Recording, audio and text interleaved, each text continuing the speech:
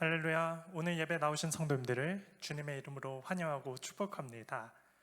오늘 우리가 함께 볼 말씀은 사무엘상 7장 12절부터 14절까지의 말씀입니다.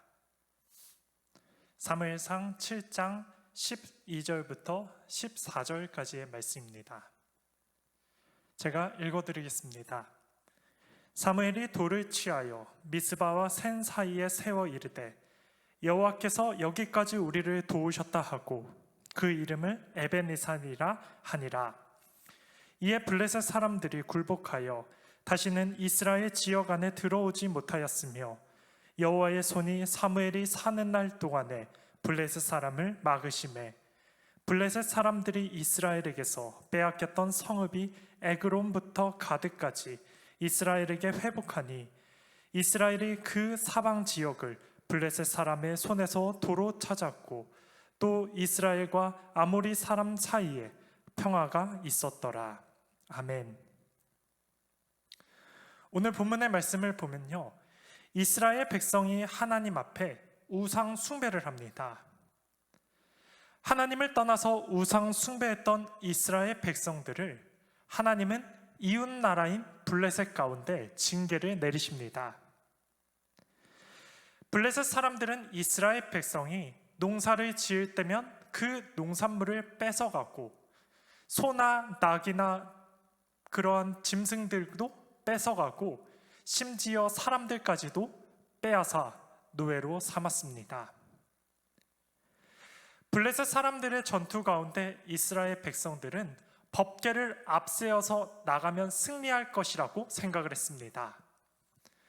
그러나 설상가상 법궤를 앞세우고 전쟁에 나갔더니 그 법궤까지도 빼앗기게 됩니다.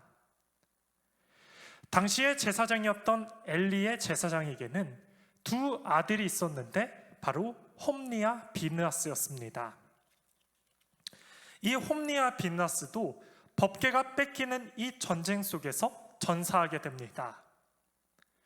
그리고 출산을 앞섰던 이 비느하스의 와이프도 죽으면서 이 고통 소리를 들으면서 갑자기 출산하면서 죽음을 맞이하게 되는데 그 출산 가운데 태어났던 아이의 이름이 바로 이가봇이었습니다. 이가봇이라는 뜻은 무엇이냐면요, 여호와의 영광이 이스라엘에서 떠났다라는 뜻을 갖고 있습니다. 당시의 사사였던 제사장 엘리 역시도요, 이스라엘 백성이 전쟁에서 패했고 자신의 두 아들이었던 홈니와 비느하스가 죽었다는 소리를 듣고 의자에서 뒤로 넘어가 목뼈가 부러져 죽게 됩니다. 여러분, 하나님의 징계는요, 여기서 끝나고 하나님은 회복을 준비시켰는데 그 회복에 시키는 과정 속에서 누구를 세우셨냐면 바로 사무엘을 세우셨습니다. 사무엘은 이스라엘을 회복하기 위해서 사람들을 미스바 산으로 모이게 합니다. 그리고 금식을 선포하고 기도하게 됩니다. 이 소리를요, 옆나라인 블레셋이 듣게 됩니다. 그리고 이것은 너무나 좋은 기회였기 때문에 블레셋 사람들이 군사를 이끌고 이 미스바 산 중심으로 에워싸기 시작합니다. 이스라엘 백성들은 사실 꼼짝없이 죽게 될 상황이었습니다. 그때 이스라엘 백성들이 사무엘에게 절박한 목소리로 부르짖습니다. 우리를 위하여 여호와께 기도해 주십시오. 사무엘은요, 이스라엘 백성들과 함께 같이 하나님께 부르짖어 기도하기 시작합니다. 하나님은 이 부르짖는 소리, 위기의 순간에 절박하는 자녀의 그 부르짖는 소리를 들으시고 우레를 발하시고 블레셋 백성들을 물리치고 쫓아내십니다. 그리고 그들의 군대를 치십니다. 블레셋 백성들은 서로 찔리고 찢고 죽이는 상황 속에서 도망하는데 완전히 또 패배하게 되는데요, 심지어 이 전쟁 속에서 이스라엘 백성들이 빼앗겼던 영토까지도 차지하게 됩니다. 사무엘은 이 역사적인 전쟁의 순간 하나님이 여기까지 도우셨습니다 라는 그 은혜에 넘치는 간증 속에서 한 돌을 가져다가 기념비를 세우고 그 돌의 이름을 에벤에셀이라고 이름을 붙입니다. 에벤에셀은요, 하나님이 여기까지 도우셨다라는 뜻을 갖고 있습니다.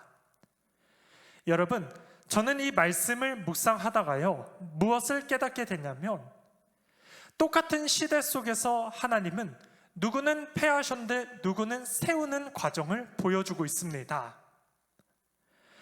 그렇다는 것은 하나님은 사무엘을 통해서 빼앗겼던 것, 잃었던 것을 회복시켰다는 것은 결국에 하나님의 뜻은 엘리의 시대 속에서 망하게 하는 게 하나님의 뜻이 아니라 사무엘 시대처럼 회복시키고 회복하는 것이 바로 하나님의 뜻이라는 것을 발견하게 되었습니다.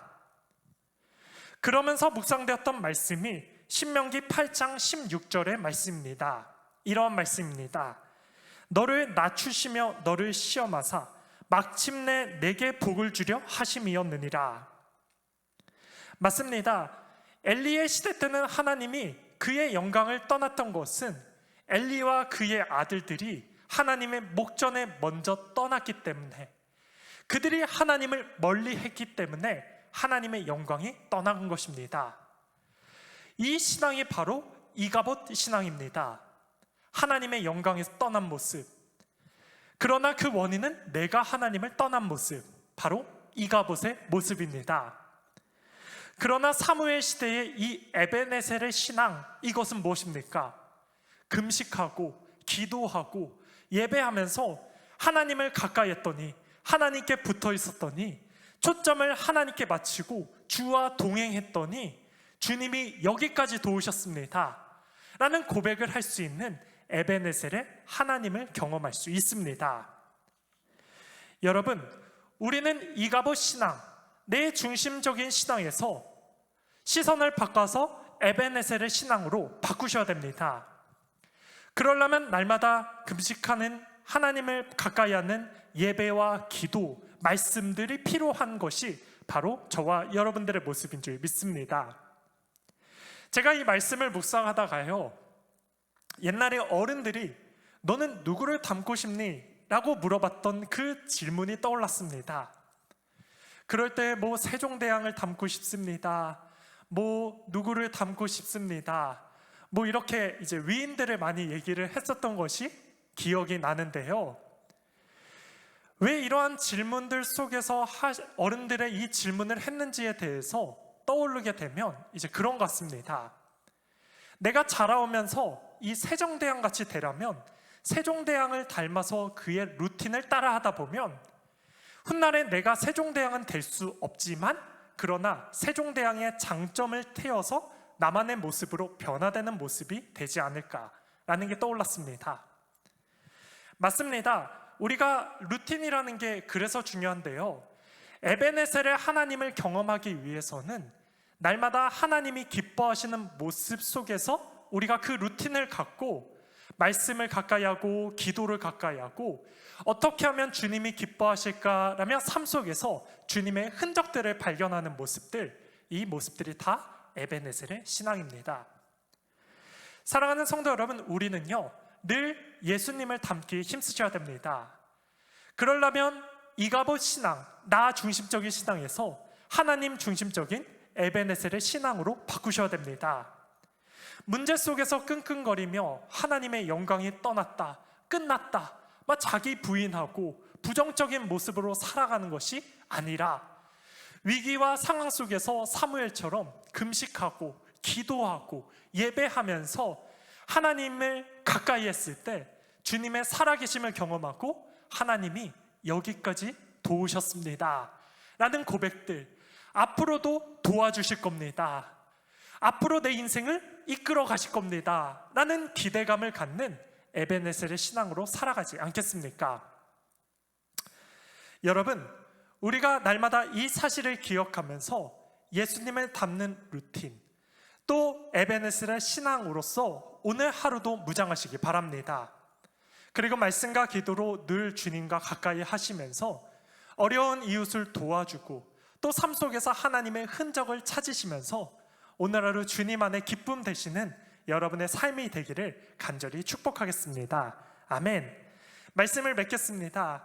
하나님은 우리와 늘 함께 하십니다. 우리가 내 중심적인 이가봇 신앙은 하나님을 발견할 수 없습니다. 그러나 주님을 사랑해서 주님의 모습대로 따라서 살아가는 사람들은 하나님의 흔적을 발견하고 하나님과 동행하는 이러한 에베네셀의 신앙을 가질 수 있습니다. 우리가 이 사실을 기억하며 오늘도 있는 위치에서 주를 바라보시고 주님과 함께 동행하시며 오늘 하루도 승리하시는 저와 여러분의 복된 삶 되기를 간절히 축복하겠습니다. 아멘.